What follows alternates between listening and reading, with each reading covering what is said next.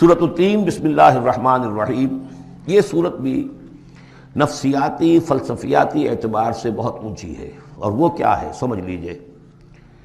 جب کبھی اللہ کا بندہ کوئی جس کی اخلاقی حس بیدار ہو، بات وہیں سے چل رہی ہے، اخلاقی حس، الہمہا فجورہا و تقواہا، وہ اگر کسی بگڑے ہوئے معاشرے میں بیٹھ کے دیکھتا ہے کہ ہر جگہ پر خود غرضی ہے، ظلم ہے، ہر جگہ پر ہم دیکھ رہے ہیں جھوٹ ہے، دھوکہ ہے، فریب ہے، زیادہ بیان کرنے کی ضرورت ہی نہیں، خود ہمارا جو معاشرہ ہے اس کی بہت بڑی مثال موجود ہے، شاید بڑی ہی نمائندہ جو مثال ہے دنیا کے اندر اس چیز کی۔ اس پہ کوئی غور کر رہا ہے تو غور کر کے بالآخر بسا اوقات انسان اس درجے پر پہنچتا ہے کہ انسان ہے ہی بہت حقیر اور بہت گندی مخلوق، اس میں خیر ہے ہی نہیں، خیر کا کوئی پہلو نہیں۔ اور یہ میں آپ سے عرض کر دوں، آج کے سارے جو ماہرین نفسیات ہیں ان سب کا حاصل یہی ہے کہ انسان میں کوئی اعلیٰ شے ہے ہی نہیں، یا پیٹ ہے، یا اس کی شہوت ہے، یا حب تفوق ہے، یا اینیمل انسٹنکٹس ہے، کسی خیر کا مجھے کسی بھی جو بھی ہو آپ کا سائیکالوجسٹ ان کو بتا دیجئے کہ وہ کسی خیر کا بھی آپ کے اندر کوئی سراغ لگا کر بتا سکے۔ یہ جو ایک آتی ہے انسان کے اوپر مایوسی، حساس انسان پر، اس میں یہ صورت نازل ہوئی ہے کہ انسان شر ہی شر نہیں ہے، گند کی پوٹ ہی نہیں ہے، اس میں بڑی بلندی کا پہلو بھی ہے۔ والتین والزیتون، گواہ ہے انجیر اور گواہ ہے زیتون، وطور سینین، اور گواہ ہے وہ پہاڑ طور سینا، وہذا البلد الامین، اور گواہ ہے یہ شہر امین، امن والا شہر۔ لقد خلقنا الانسان فی احسن تقویم، ہم نے تو انسان کو بہت بلند حساب پر، بہت عمدہ تخلیق پر بنایا تھا۔ اب قسموں کا اس کے ساتھ ربط کیا ہے؟ تین، انجیر، یہ اس علاقے میں کثرت سے ہوتی تھی، اور کہتے ہیں کہ اس پہاڑ کا نام بھی جبل تین تھا، جہاں حضرت نوح علیہ السلام نے دعوت و تبلیغ کی 950 برس تک، 950 برس تک۔ زیتون اس پہاڑی کا نام ہے، اور وہاں زیتون کے درخت تھے جہاں حضرت مسیح علیہ السلام نے سرمن آف دا ماؤنٹ، مشہور پہاڑی کا آواز، اسی پر آپ کے زیادہ تبلیغی مباحث ہوئے ہیں۔ طور سینین تو واضح ہے، حضرت موسیٰ علیہ السلام کو جہاں ہم کلامی حاصل ہوئی۔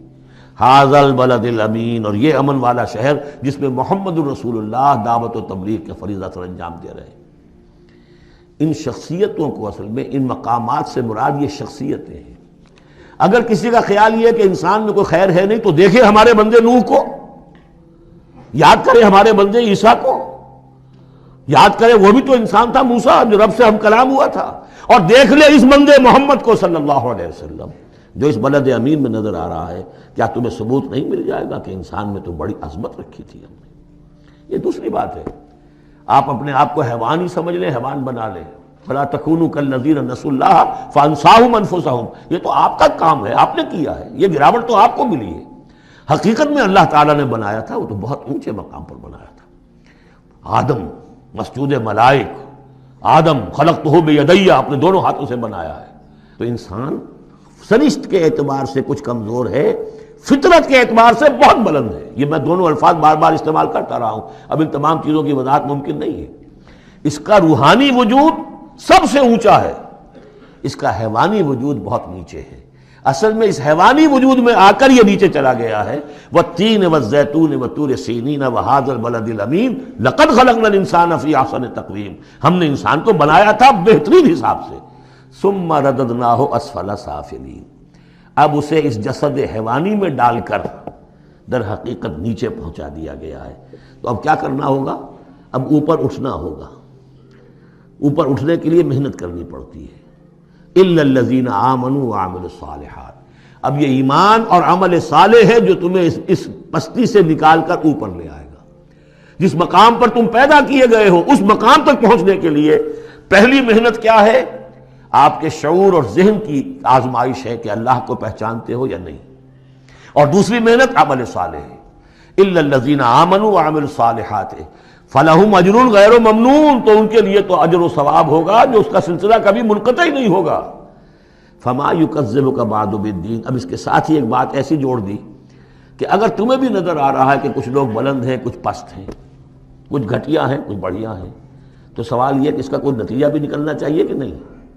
پھر کیا چیز ہے جو تمہیں آمادہ کرتی ہے جزا و سزا کے انکار پر؟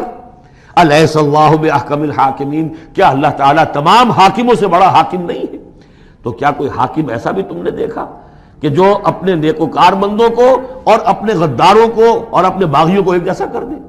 تو اگر انسانوں کے اندر یہ دونوں طرح کے کردار موجود رہے ہیں، جو تمہیں زیادہ نظر آ رہے ہیں وہ تو دوسری طرح کے ہیں، ہم نے بھی تمہیں دکھا دیے نا، موسیٰ بھی اللہ کا بندہ تھا، انسان تھا، عیسیٰ بھی تو ایک انسان تھا، یہ محمد بھی چلتے پھرتے جو ہے ثبوت ہے انسانی عظمت کا، یہ انسان کے اندر عظمت بھی ہے، اگرچہ ادھر اگر متوجہ نہیں ہوگے تو واقعی حیوانوں سے بھی بدتر ہو جاؤ گے۔